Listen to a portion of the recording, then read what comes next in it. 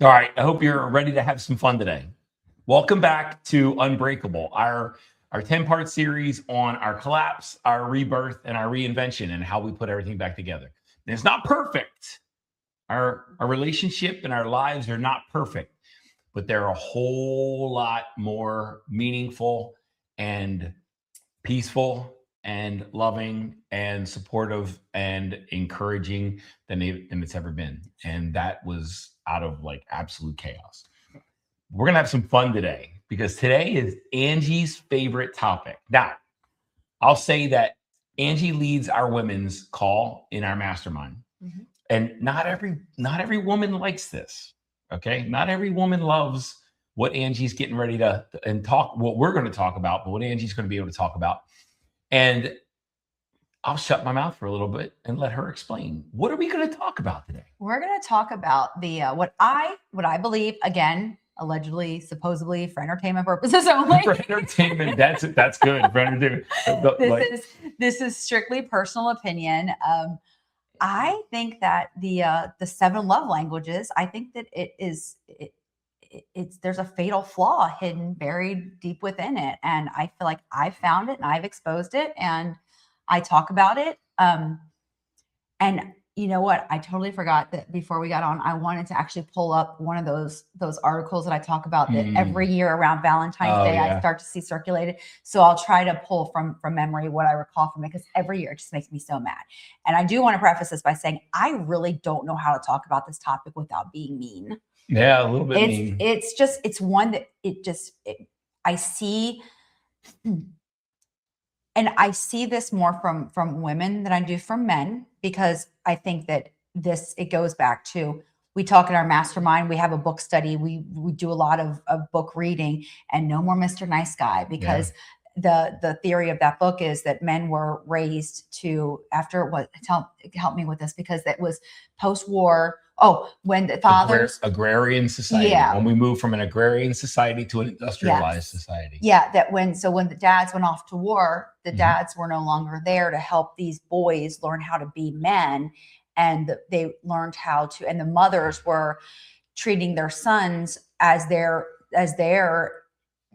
replacement for the dads. And so therefore they were putting their emotional restrictions and needs and wants onto the son. So boys ended up growing up men as people pleasers and learning that their entire job was to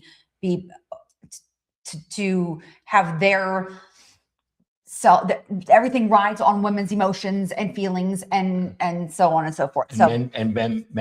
Boys started becoming men who weren't really capable of being a man, because they had never had a man to teach them, a healthy man to teach them how to be a healthy man. And the women started teaching the men how to be women. Yes. And to seek approval and to validation and to validate and self-sacrifice and self-worth is based upon. Right. And it's like to make sure that the women all around them were happy and that they were okay, and that it wasn't about the man being a man and protecting and providing. It was about a man being a people pleaser and about serving the emotional needs and benefits of everybody else. And that's, I don't know if you know it, but men aren't really good at that. Yeah. So we are going to get into this. And that started with the industrialization of the United States somewhere, or of the world, somewhere in the late 19th century. So we're talking about 1860s, 1870s, 1880s. That's when our industrial economy really came online, and where men used to take boys out in the field to plant and to harvest, and they spent a lot of time with his dad. At this point, now dad went to the factory and worked 10, 12 hours a day, and there was no healthy role model. And side note, just fun fact about Mike, he is a history buff. So that's why I deflected to you to describe that, because I'm like, I read the book, I absorbed the book, but to explain it, you're just so much better with your societies and years and wars. And anyway, just a little fun fact. And it comes back to, in the book, No More Mr. Nice Guy. And it's not just for men. That book is not just for men. It's a book about people pleasing. Yeah. And I was a self-sacrificial, martyr-filled people pleaser. Like I was I was always scanning the environment of my home. My father used to go to work, and work in a factory, work at a steel plant. And my mother was raising me, and she had raised boys, and we were all people pleasers. And my father was a people pleaser too, and there was no healthy role model, masculine role model for us to learn from. And little by little, we started giving away the benefits of our life.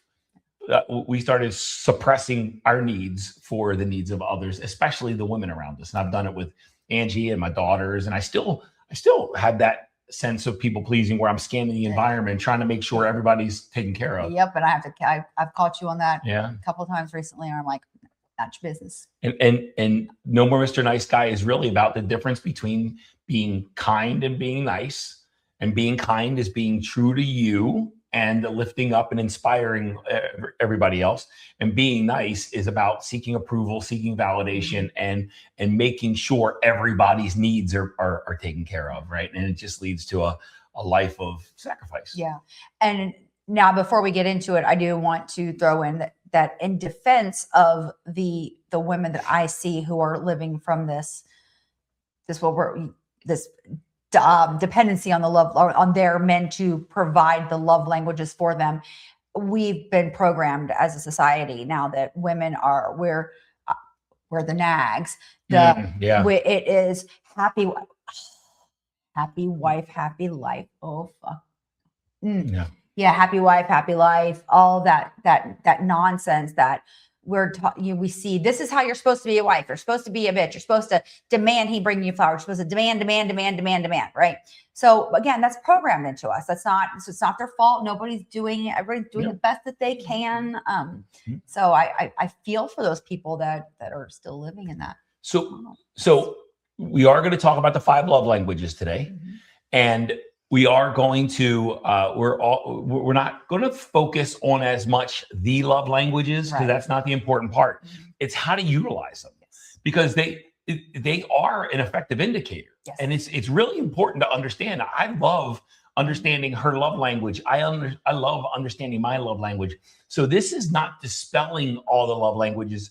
It's deploying them in a way that's going to be beneficial that is meant to be beneficial to both parties, not just one. Right.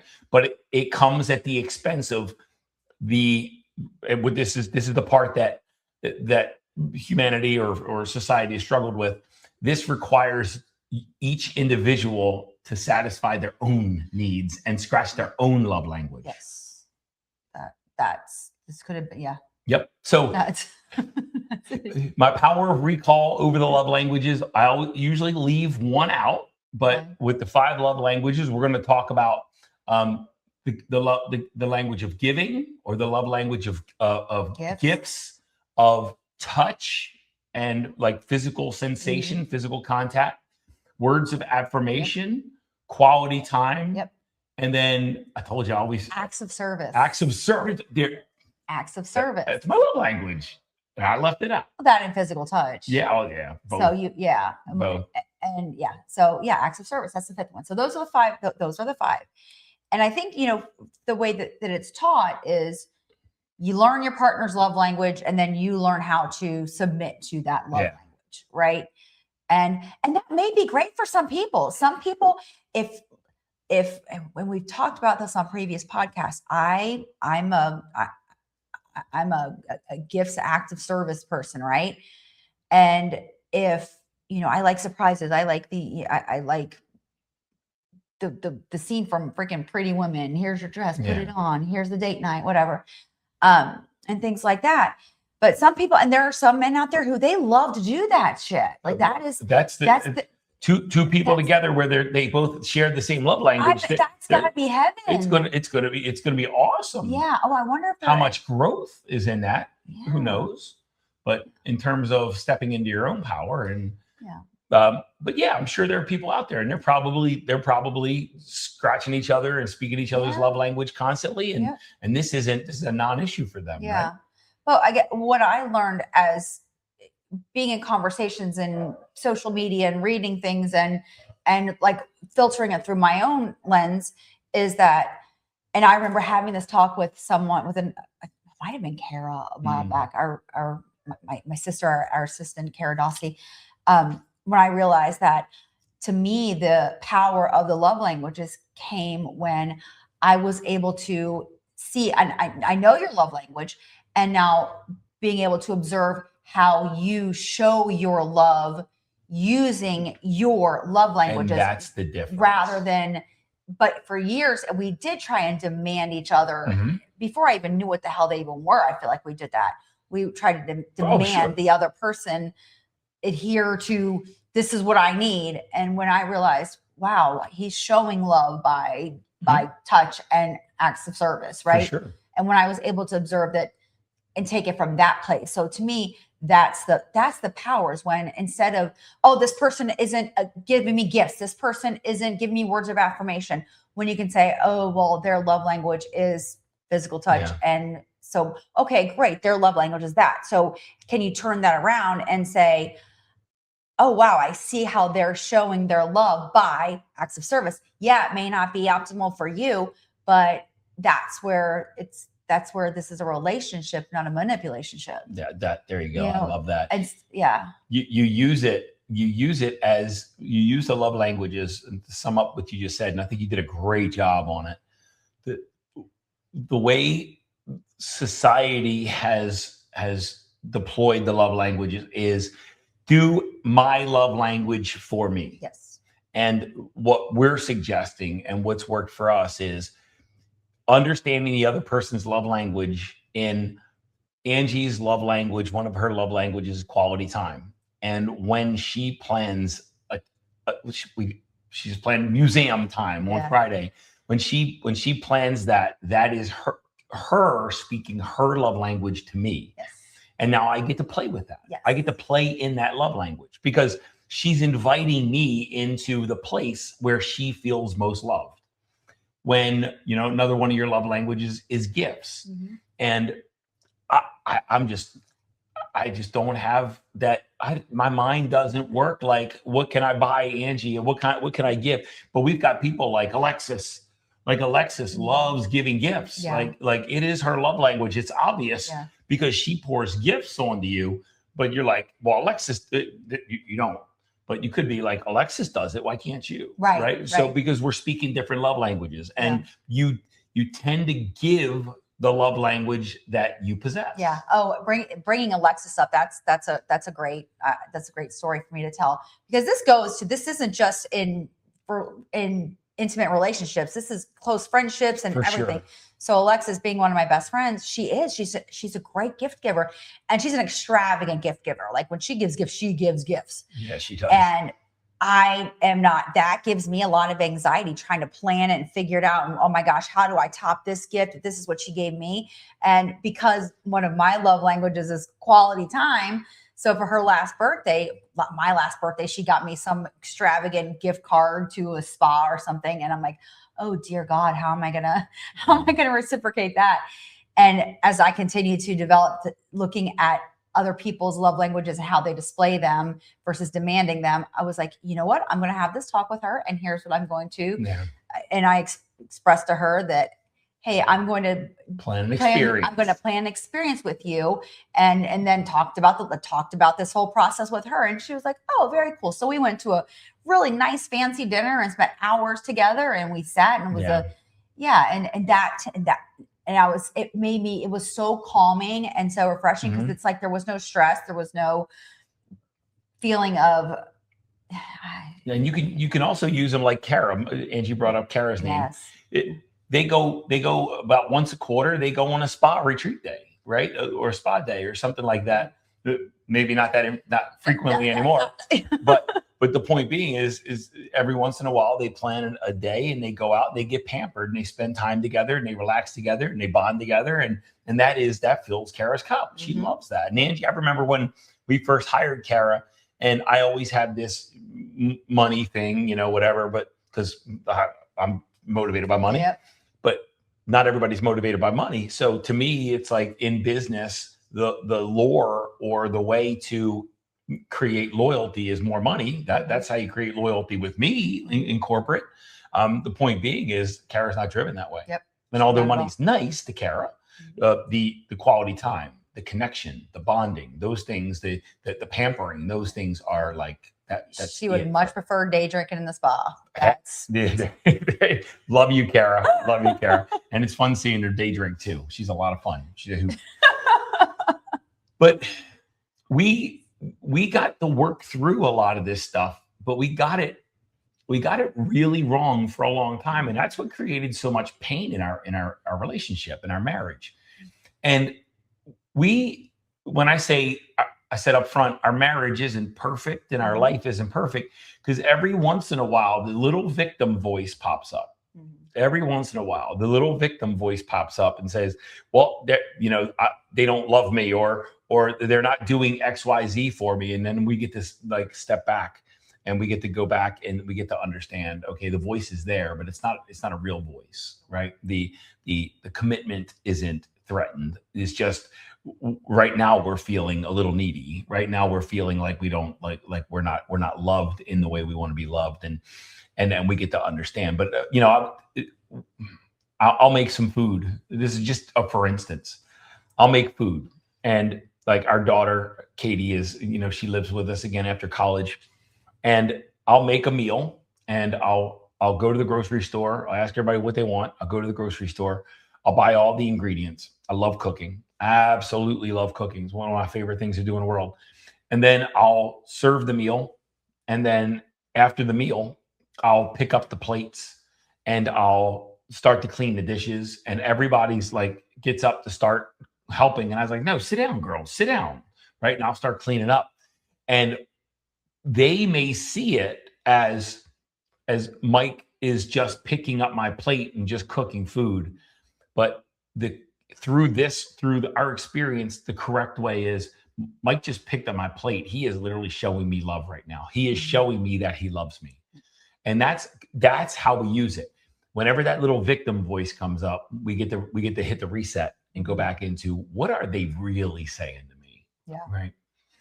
Step from the asker to the observer. And you'll be surprised how much people show you love, but you might not feel it. Yeah, absolutely.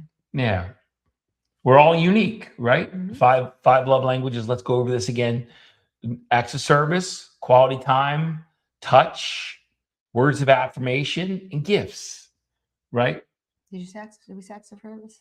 I said words of affirmation and then gifts. Oh.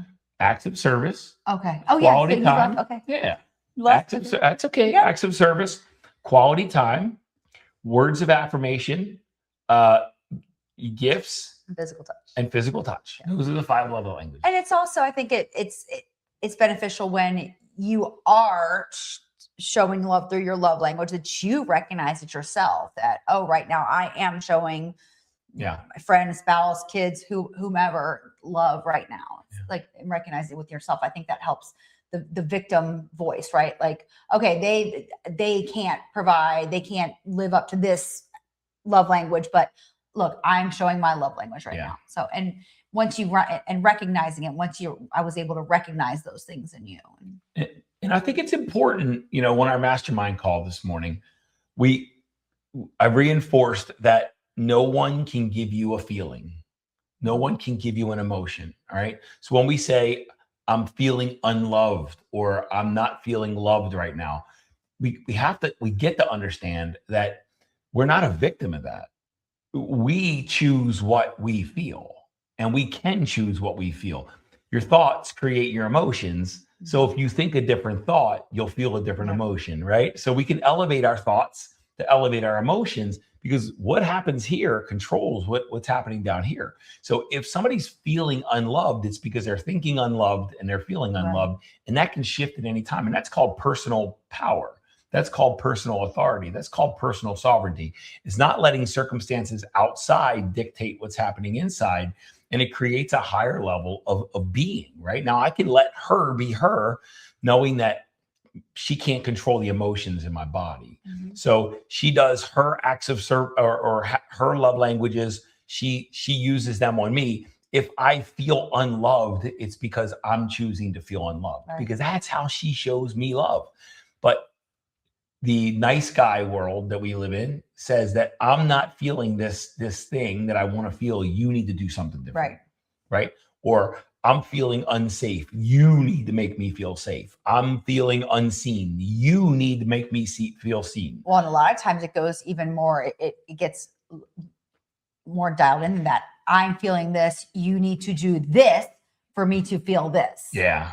You see what? Yeah. Does that make sense? Mm-hmm. You want not you. Yeah. But in that scenario, you want to dictate the cause and the effect. Yes. And if either the cause isn't perfect or the effect's not perfect, it's the other person's fault. Right. So, and I never put that together. I never put that together. That's manipulation. I'm gonna dictate terms of how I'm gonna feel loved, and I'm gonna dictate to you the cause and the effect. You need to do X. You need to do ABC so I can feel X, Y, Z. And if either of them aren't perfect, I'm gonna blame you and expect you to do better. Yeah. How can you win with having that within a relationship? Yeah. What do you think about the idea? And I see this a lot on social media and on Reels. Well, you should just know. You should just know what I want. I shouldn't have to tell you. If I have to tell you, I don't want it. If I have to tell you, I don't want it. If I have to ask for it, I don't want it. Oh. Yeah. I think it's stupid as fuck. Yeah. So I said, I don't know how to talk about these things without being mean. It feels like that's manipulative. That's manipulative, toxic behavior. And so many people think that are living and it's an unconscious way of being. It's not, for sure. It's certainly not conscious. And I think a lot of that comes from past trauma, from past relationships that you just carry forward. But you can't read my mind. Nobody can. Nobody can read anybody's mind. And to expect that is, yep. It's another manipulation tactic. 8.22 billion people in the world. We're all wired differently. How can we possibly predict what somebody might need from you at any given time? Yeah. Now, if you ask, pretty damn good chance of having your wants and needs. Yeah, it's like we go to Cyberg's every night, right? And then maybe one night I went to Prosino last week before we went to the theater. That was bullshit. And things are gonna start changing around here. But if I would have gotten all dressed up for the theater and thought, oh, wow, I'm dressed up. I'm wearing my fancy shoes. Like, I really want to go somewhere nicer tonight. Then, God, I'm sorry, Cybergs. We love you, but I'm definitely not showing up in my red bottoms. But let me just sit here and hope he figures it out. Like, no, I'd like to go somewhere nicer tonight. Right. And that's what we did. It's communication. It's communication 101. Just ask him for what you want and need, right? Again, going back to, I'm a physical touch. I love skin on skin contact. I love feeling her warm body. I love feeling the tightness and the closeness of an embrace. Sex with my wife is not just about getting off. It's about connecting and bonding. And that's how I connect and bond. That's how I feel most connected and bonded to you. That is my love language, right? And if my wife doesn't do this, but if she ever withheld, all she's doing was withholding my love language. Well, what did I say to you last night when we went to bed? When you gave me a kiss? Yeah, I probably started snoring. No, you said I'll give you a kiss now, and it's the only time I get kisses anymore. And I said you're welcome. It's up to you. You can initiate too during the day. Yeah. Well, we're in a weird spot. Yeah. So there are times in our marriage, and look, there are seasons, and this is where I say everything's not perfect. Mm-hmm. There are seasons, and things change, right? Mm-hmm. And we just said this on the mastermind call again today. This is really important stuff here for prolonging your relationship, if that's what you want. If you only fall in love with the first version of somebody, then you're going to be really disappointed when they become the 15th version of themselves, because commitment and longevity in a relationship and a bond requires commitment to falling in love with each and every version of somebody. And there have been versions of Mike and Angie where we touched and it was effortless, and you didn't try and I didn't try, and we held hands all the time, and we were always connecting and we were always hugging. Typically, what I've noticed is when things are going better, we touch a lot more. And when things like business, we had a drop off in business, a disconnect starts to form, a physical disconnect. And that's what I've noticed. And I've been feeling that lately. And that was probably, a reflection of what was going on and what I was working through, and probably handled in an improper way. And I remember that now. But the point, it could wait till right before I go to bed to spring that on. But the point is I get to, she's always open for a kiss if I just say, hey, I want a kiss, or I want to have sex, or if I want a hug, right? She doesn't tell me no. It's just when things get tense inside that body, her default is to withdraw. And she's like a cat. She's a cat. I'm a cat. So that's exactly what cats do, right? When they get scared, they run, right? Dogs get closer. When our dogs get scared, they come up to us and get closer. When our cats get scared, they run away. And she's like a cat. Like a cat. So when things get tense inside that mind and body, and as she's transforming and as she's growing, I recognize that there's not a whole lot more touch. There's not the opportunities to touch go down, but it's just a season. And at some point that season will change. And I'm not gonna become a hopeless victim in this season, because I know the season will change when it's intended to change. Well, thank you for loving me, even though I'm a cat. I love you infinitely. I never will not love you. All I ask for in return is for you to never not love me. That's all. Yeah. So that different versions piece, that was something that was kind of a gut punch when we figured that, and we learned that too, because I think that for a long time I was feeling like I didn't realize that I was still in love with that first version. Yeah. And then as we get older and we change and we shift, and it's going to continue to go, and we're humans, we're not meant to stay the same, and we're meant to transform. We're meant to continue shedding and creating new versions of ourselves. And if you can't continue to fall in love over and over and over and over and over again, it's going to be a hard ride. It's going to be a hard ride, but I'm committed to falling in love with the next version. And I'm also committed to seeing and being open and opportunistic on when you show me your love language, because that's how you tell me you love me. To want to spend time with me is your love language. That's you telling me you love me. Yeah. And I get to honor that, or reject it and try to get her to make me feel something that she can't make me feel. Yeah. Cool. Anything else to share about the love languages? I don't think so. It's there. That's really. Yeah. This is a pretty short one, but it's pretty succinct. It's a pretty succinct topic too, right? I think so. Absolutely. Yeah. Just love each other, and love each other where you are. Yeah. Love each other where they are. I just thought about this. This is a not being nice way, right? But I had a business mentor, talk about him a lot. His name is Jim Kelly. And Jim Kelly taught me a lot about business and leadership. And when he hired me, and I hired a functional team and leaders, and the budget for me and the budget for my functional staff, it was we did pretty well.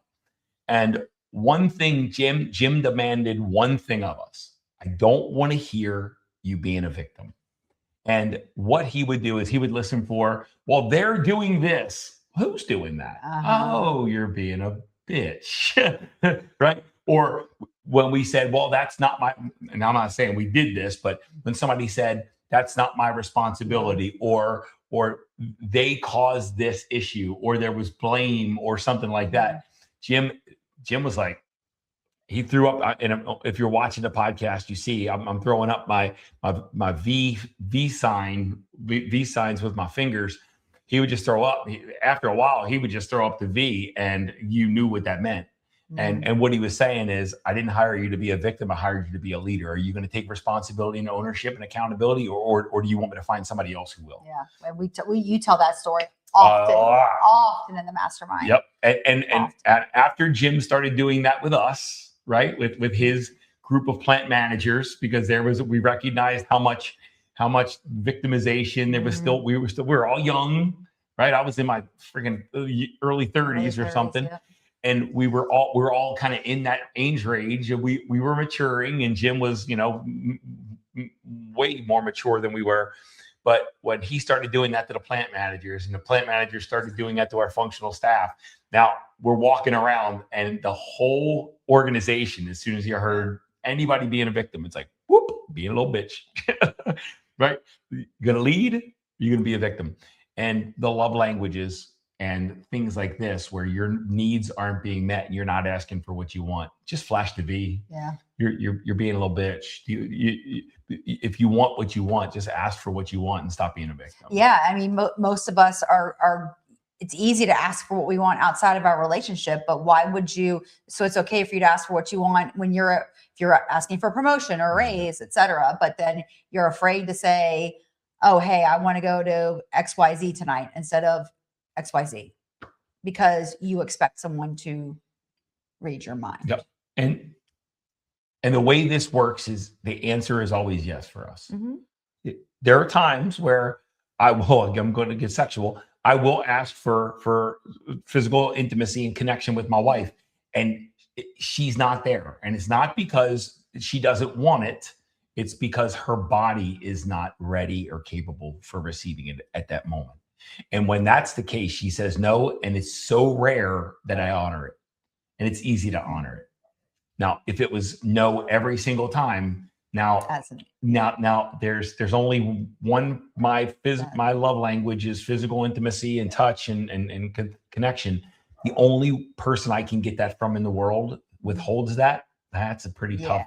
That's a pretty tough hill to climb. Yeah, and to be very clear, if your partner, if you're asking for what you need and they're continuously refusing to honor that, then that's just an expired relationship. Yeah, you're on really shaky ground. Yeah, as we're talking about this is from a space of a relationship that is standing on solid, firm foundation. So I think I wish we would have mentioned that in the beginning. Yeah, we didn't even think about it. We never taught this in depth. We're just, right? I mean, we're coming at, we only teach from our messiness. Yeah, for sure. So we're teaching from what we've learned, what we've done. Not, we're not therapists, we're not counselors. This is just Mike and Angie's experience, our real life lived experience.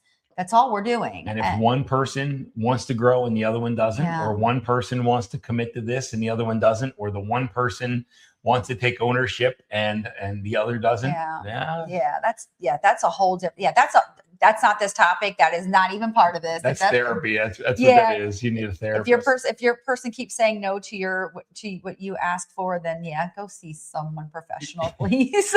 And evaluate your relationship. Yeah. Are you with the right person? Right. Are you committed in partnership with somebody who actually wants what you want? And we have, at some point, we're gonna launch an Unbreakable high-end retreat container. And the way I framed it is, this isn't therapy. This isn't couples therapy. We're not going to get out there and fix relationships. Right. But what we're going to do is we're going to take good relationships and make them great. Right. We're going to take great relationships and make them exceptional. We're not going to take bad relationships and try to make them good. Yeah. That's not our arena. So this work and the love languages and the things that we're sharing, it's for when your relationship isn't in jeopardy of like falling apart, and you're just looking for a way to build it in a more healthy way. Yeah, absolutely. There we go. That's sorry we didn't throw that at the beginning. Oh, good. This is our first time doing a podcast episode just on the love languages. And that was nicer than I thought I was going to be. You were okay. You got a little feisty. You got a little feisty from time to time, but it is Year of the Fire Horse today. Yeah. We didn't mention that too. Happy Lunar New Year. We're recording today on February 17th, and it is officially the Chinese zodiac Year of the Fire Horse. And I got my Fire Horse bracelet on. Last year was the year of the snake and decay and shedding and falling apart. And holy cow, that's kind of why things got tense in our business and our relationship, and now we're looking to horsey that shit up. Horsey that shit up. Yeah. So let's go. But guys, all of this, I think I'm interested in, and when I set this thing up, the soul sciences. Okay, so love languages is just one thing to dabble into, to understand yourself at a deeper level. But the soul sciences, gene keys, human design, Mayan astrology, the life you were born to live, soul contracts, these are all mechanisms to understand yourself at a deeper level and to get to understand the other person at a deeper level. But what they've shown me is they taught me how to be more of me, but also to allow her to be more of her, because I don't know how to be more of her or make her more of her, but she does. Okay. And that's how we use these things. And now we just parlayed that with the love languages. Yeah. Yeah. Yep. It's been a fun episode. Just another tool. That's all it is. Just another tool. How you use it is critical to if it'll be effective. Yeah. And give you the results that you're looking for. In a healthy way. In a healthy way. Either way, if there's any victim left in you, it's going to create some resistance. All right. Any last words? No. Nope. Cool. Nope. Look, we got this is Next episode week. 7, so we've got a couple more episodes left. This is part 7. Next week we are going to talk about self-sabotage. Yep. All right. So I'll just tease it and tee it up. When things get sometimes when somebody's not used to things being really, really good, when they get really, really good, they find a way to fuck it up. Yep. And sometimes when, let's say we want business growth and we have a great marriage and we want business growth, when the business starts to grow, then you'll fuck up the marriage because you can't have all of it. Everything can't be great at once. Everything can't be great at once. But it can. And it absolutely can. The question is, are you allowing it? And are you conscious of how much we sabotage our joy and our happiness in this world and love? Yep. All right. Fun. We'll be back next week, guys.